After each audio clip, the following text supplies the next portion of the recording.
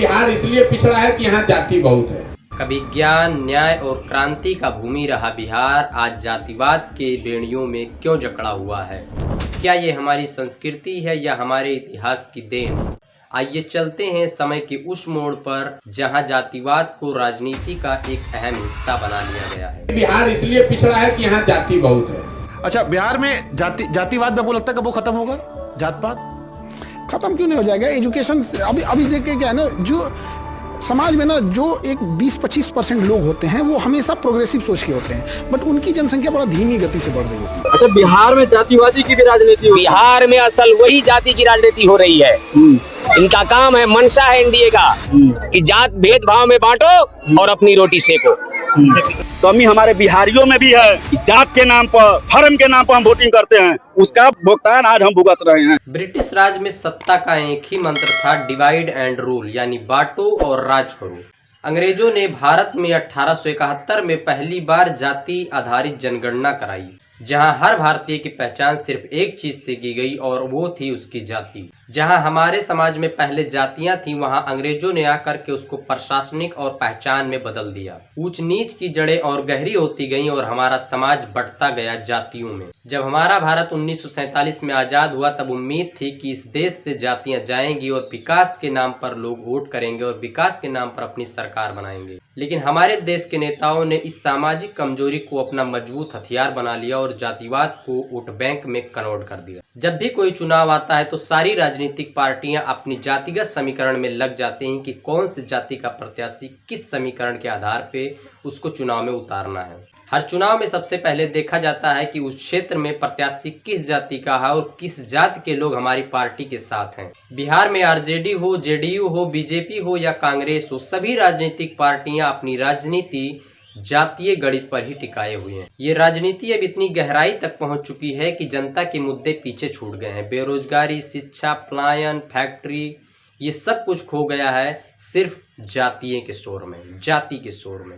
कभी चाणक्य ने कहा था, जनप्रस्थ मूलम राजा, राजा मूलम आमत्स्य मूलम नीति, यानी राज्य की नींव है राजा और राजा की नींव है उसके मंत्री और मंत्री की नींव है वहाँ की नीति। चाणक्य ये मानते थे कि नेता वो होना चाहिए जो समाज के हर वर्ग को बराबरी का अधिकार दे, ना कि किसी एक जाति को विशेष अधिकार दे।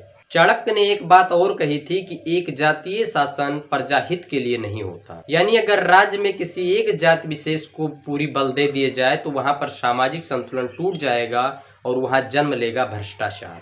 अगर असलियत में देखें तो यही हाल है आज बिहार का। बिहार की राजनीति पूरी तरीके से जातिवाद के खेमे में फंस चुकी है। और आपको पता है कि बिहार में जाति राजनीति का मुख्य आधार कब बनी? जब मंडल कमीशन लागू हुआ, पिछड़ों को अपना अधिकार मिला और यहीं से राजनीति में जाति को वोट बैंक में बदल दिया गया और तमाम बरसाती मेघों की तरह नेताएं अपनी उछल कूद करके आने लगे। जैसे लालू यादव, नीतीश कुमार, तो कौन बहुत सारे नेता बरसाती मेघों की तरह सन 1990 के बाद उछलने लगे और आज नेता समाज के नहीं जातियों के प्रतिनिधित्व करने लगे हैं, जातियों के नेता बन चुके हैं। अब हर चुनाव जातियों के जोड़ घटाव से लड़ा जाने लगा है, जातियों के जोड़ घटाव से प्रत्याशी उतारे जाने लगे हैं और जातियों के ही जोड़ घटाव से प्रत्याशियों को टिकट मिला है। 2025 का चुनाव आने वाला है, लेकिन बिहार आज भी वही राजनीतिक गणित को दोहरा रही है। बिहार की जनता उसी राजनीतिक गणित में फंस रही है जो है जातीय राजनीति की गणित। किस जाति का कितना वोट है और कौन सी जात किस पार्टी के साथ जा रही है, आज बिहार में यही सब हो रहा है। लेकिन सवाल आपसे है कि आम जनता कहाँ पर है, जनता कहाँ सो रही है जाति के शोर। ब्रिटिशों ने जातिवाद फैलाया और हमारे देश के नेताओं ने उसको पाला, लेकिन अब जड़ से उखाड़ फेंकने का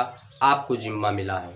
अब जनता ही उस रूल को, डिवाइड एंड रूल को जड़ से उखाड़ कर फेंकने की हिम्मत करेगी। जाति ना आपको नौकरी दिलाएगी, न सम्मान दिलाएगी, न शिक्षा दिलाएगी। अगर बदलाव चाहिए तो आपको वोट देना होगा सोच पर, अच्छे काम पर और विकास पर। जाति के नाम पर वोट नहीं देना पड़ेगा आपको। अगर जाति के नाम पर वोट देंगे तो वही पुरानी हाल होगी। बिहार वही जमीन है जहां चाणक्य ने राजनीति को नैतिकता से जोड़ा, महात्मा बुद्ध ने बराबरी की बात कही, जहां गांधी ने चंपारण से सत्याग्रह शुरू किया। तो फिर आज हम जातियों के खेमे में क्यों फंसे हुए हैं, क्यों बटे हुए हैं?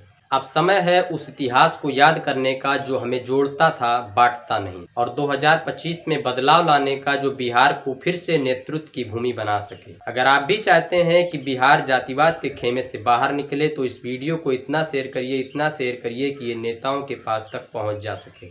और कमेंट में लिखिए कि बिहार अब जाति से नहीं चलेगा, विकास से चलेगा। अगर ऐसे ही वीडियो को देखना चाहते हैं तो चैनल को सब्सक्राइब करिए। मिलते हैं फिर किसी नेक्स्ट वीडियो में नई जानकारी के साथ।